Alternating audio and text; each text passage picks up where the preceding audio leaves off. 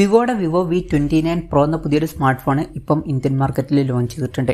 ഈ ഒരു smart phone 40,000 രൂപ പ്രൈസ് റേഞ്ചിലാണ് വരുന്നത്. ഈ ഒരു വീഡിയോയിൽ നമ്മൾ നോക്കാൻ പോകുന്നത് Vivo V29 Pro എന്ന ഫോണിൻ്റെ ഒരു സ്പെസിഫിക്കേഷൻ അനാലിസിസ് ആണ്. നമ്മൾ ആദ്യം എടുത്തു പറയേണ്ട ഫീച്ചേഴ്സിനെ പറ്റി പറയുകയാണെന്നുണ്ടെങ്കിൽ ഒന്നാമത്തെ ഒരു കാര്യം ക്യാമറ സെറ്റപ്പാണ്. ഈ ഫോണിൻ്റെ പിന്നിൽ ട്രിപ്പിൾ ക്യാമറ സെറ്റപ്പ് കൊടുത്തിട്ടുണ്ട്. 50 മെഗാ പിക്സലിൻ്റെ 1.88 അപ്പേഴ്സിൽ വരുന്ന മെയിൻ ക്യാമറ സെൻസറാണ് ഈ ഫോണിൽ കൊടുത്തിരിക്കുന്നത്. ഇത് സോണി IMX766ൻ്റെ സെൻസറാണ്. ഇതിൽ OS എന്നുള്ള ഫീച്ചറും സപ്പോർട്ട് ചെയ്യുന്നുണ്ട്. രണ്ടാമത് 12 മെഗാ പിക്സലിൻ്റെ 1.98 അപ്പേഴ്സിൽ വരുന്ന ഒരു പോർട്രേറ്റ് ലെൻസ് കൊടുത്തിട്ടുണ്ട്. ഇത് സോണി IMX663യുടെ സെൻസറാണ്. പിന്നെ മൂന്നാമത് 8 മെഗാ പിക്സലിൻ്റെ f2.2 അപ്പേഴ്സിൽ വരുന്ന ഒരു അൾട്രാ വൈഡ് ആംഗിൾ ലെൻസും വരുന്നുണ്ട്. സെൽഫി ക്യാമറയുടെ കാര്യം പറയുകയാണെന്നുണ്ടെങ്കിൽ ഫ്രണ്ടിൽ 50 മെഗാ പിക്സലിൻ്റെ f2.0 അപ്പേഴ്സിൽ വരുന്ന സെൽഫി ക്യാമറ എടുത്തിട്ടുണ്ട്. ഓൺ പേപ്പർ അത്യാവശ്യം നല്ലൊരു ക്യാമറ സ്പെസിഫിക്കേഷൻ കാര്യങ്ങളൊക്കെ വരുന്നുണ്ട്, നല്ലൊരു ക്യാമറ പെർഫോമൻസും വരുന്നുണ്ട് എന്നാണ് റിപ്പോർട്ടുകൾ പറയുന്നത്. പിന്നെ കർവ്ഡ് ആയിട്ടുള്ള ഡിസ്പ്ലേ വരുന്നുണ്ട്, അതും വേണമെന്നുണ്ടെങ്കിൽ എടുത്തു പറയേണ്ട ഫീച്ചേഴ്സിൽ നമുക്ക് ഉൾപ്പെടുത്താവുന്നതാണ്. ഇനി തരക്കേടില്ല എന്ന് തോന്നിയിട്ടുള്ള ഫീച്ചേഴ്സിനെ പറ്റി പറയുകയാണെന്നുണ്ടെങ്കിൽ ബാക്കി ഫീച്ചേഴ്സ് നമുക്ക് ഈ ഒരു സെക്ഷനിൽ ഉൾപ്പെടുത്താവുന്നതാണ്. ഇപ്പോൾ ഡിസ്പ്ലേയുടെ കാര്യത്തിൽ 6.78 ഇഞ്ചിൻ്റെ 1.5K ഡിസ്പ്ലേ കൊടുത്തിട്ടുണ്ട്.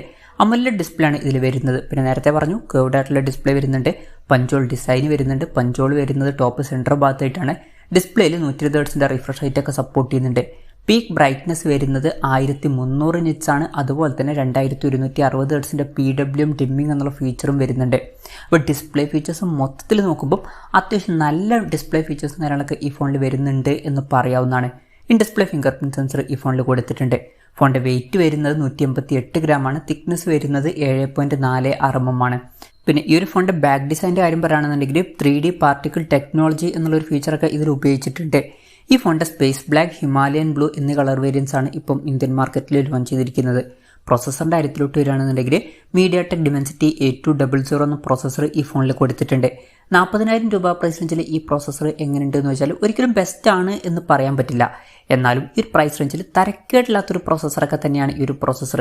ഈ ഒരു ഫോണിൻ്റെ ഏറ്റവും സ്ട്രോങ് ആയിട്ടുള്ള പോയിന്റ് എന്ന് പറയുന്നത് പ്രോസസ്സറോ പെർഫോമൻസോ ഒന്നുമല്ല, ക്യാമറ അതുപോലെ തന്നെ ഡിസ്പ്ലേ ഫീച്ചേഴ്സ് ഇതുപോലുള്ള കാര്യങ്ങളൊക്കെയാണ്. എന്നാലും തരക്കേടില്ലാത്തൊരു പ്രോസസ്സർ ഈ ഫോണിൽ കൊടുത്തിട്ടുണ്ട് എന്നൊക്കെ പറയാവുന്നതാണ്. 5G സപ്പോർട്ട് ഉണ്ട്, 8 5G ബാൻഡ്സ് ഇതിൽ വരുന്നുണ്ട്. ഈ ഫോണിൻ്റെ ബേസ് വേരിയൻറ്റിൽ 8 GB റാമും 256 GB ഇൻറ്റേർണലും വരുന്നുണ്ട്. 12 GB റാമും 256 GB ഇൻറ്റേർണലുമായിട്ട് വരുന്ന ഒരു വെർഷനും വരുന്നുണ്ട്. LPDDR5ൻ്റെ റാമും UFS 3.1 സ്റ്റോറേജ് ടൈപ്പും ഇതിൽ കൊടുത്തിട്ടുണ്ട്. പിന്നെ മെമ്മറി കാർഡ് സ്ലോട്ട് ഈ ഫോണിൽ വരുന്നില്ല. എന്നാലും ബേസ് വേരിയൻറ്റിൽ തന്നെ 256 GB ഇൻറ്റേർണലൊക്കെ വരുന്നുണ്ട്. 3.5 mm ഓഡിയോ ജാക്ക് ഈ ഫോണിൽ കൊടുത്തിട്ടില്ല. Android 13 ബേസ് ആയിട്ടുള്ള ഫൺ ടച്ച് OS സോഫ്റ്റ്വെയർ ആണ് ഈ ഫോണിൽ വരുന്നത്.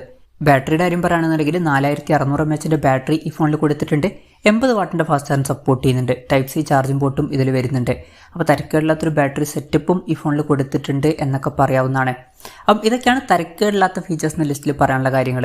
ഇനി ഈ ഒരു പ്രൈസ് റേഞ്ചിൽ കുറച്ചൊക്കെ നിരാശപ്പെടുത്തി എന്ന് തോന്നിയിട്ടുള്ള ഫീച്ചേഴ്സിനെ പറ്റി പറയുകയാണെന്നുണ്ടെങ്കിൽ ഒരു കാര്യം, ഇതിൽ മോണോ സ്പീക്കേഴ്സേ വരുന്നുള്ളൂ. ഈ ഒരു പ്രൈസ് റേഞ്ചിലൊക്കെ വരുന്ന ഫോണുകളിൽ നമ്മൾ സ്റ്റീരിയോ സ്പീക്കേഴ്സ് എക്സ്പെക്ട് ചെയ്യുന്നുണ്ട്, പക്ഷേ ഈ ഫോണിൽ സിംഗിൾ സ്പീക്കറേ വരുന്നുള്ളൂ. അപ്പം അത് കുറച്ച് ഡിസപ്പോയിൻറ്റിംഗ് ആയിട്ടാണ് എനിക്ക് തോന്നിയിട്ടുള്ളത്. അപ്പോൾ ഇതാണ് മൊത്തത്തിൽ ഫീച്ചേഴ്സിനെ പറ്റി പറയാനുള്ള കാര്യങ്ങൾ. ഈ വിലയുടെ കാര്യം പറയുകയാണെന്നുണ്ടെങ്കിൽ 8 GB റാം വെർഷൻ്റെ വില വരുന്നത് 39,999 രൂപയാണ്. അതുപോലെ തന്നെ 12 GB റാം വെർഷൻ്റെ വില വരുന്നത് 42,999 രൂപയാണ്. എന്തായാലും നമ്മൾ ഓവറോൾ നോക്കുകയാണെന്നുണ്ടെങ്കിൽ Vivo V29 Pro എന്നുള്ള സ്മാർട്ട് ഫോണിൽ 40,000 രൂപ പ്രൈസ് റേഞ്ചിൽ തരക്കേടില്ലാത്ത ഫീച്ചേഴ്സ് കൊടുത്തിട്ടുണ്ട്. എടുത്തു പറയേണ്ട കാര്യം എന്ന് പറയുന്നത് അത്യാവശ്യം നല്ല ഡിസ്പ്ലേ ഫീച്ചേഴ്സും വരുന്നുണ്ട്. അതുപോലെ തന്നെ ഓൺ പേപ്പർ നല്ലൊരു ക്യാമറ സ്പെസിഫിക്കേഷനും കാര്യങ്ങളൊക്കെ ഇതിൽ വരുന്നുണ്ട്. പിന്നെ തരക്കേടില്ലാത്ത ബാറ്ററി സെറ്റപ്പും തരക്കേടില്ലാത്ത ഒരു പ്രോസസ്സറും കൊടുത്തിട്ടുണ്ട്. അപ്പോൾ നിങ്ങൾ ഒരു 40,000 രൂപ പ്രൈസ് റേഞ്ചിൽ മെയിനായിട്ട് നോക്കുന്നത് ക്യാമറ അതുപോലെ തന്നെ കർവ്ഡ് ആയിട്ടുള്ള ഡിസ്പ്ലേ ഇതുപോലുള്ള കാര്യങ്ങളൊക്കെ ആണെന്നുണ്ടെങ്കിൽ ഈ ഒരു ഫോൺ കൺസിഡർ ചെയ്യാവുന്നതാണ്. എന്തായാലും Vivo V29 Pro എന്നുള്ള സ്മാർട്ട് ഫോണിനെ പറ്റിയിട്ടുള്ള നിങ്ങളുടെ അഭിപ്രായം ജസ്റ്റ് ഒന്ന് കമൻറ്റ് ചെയ്യുക.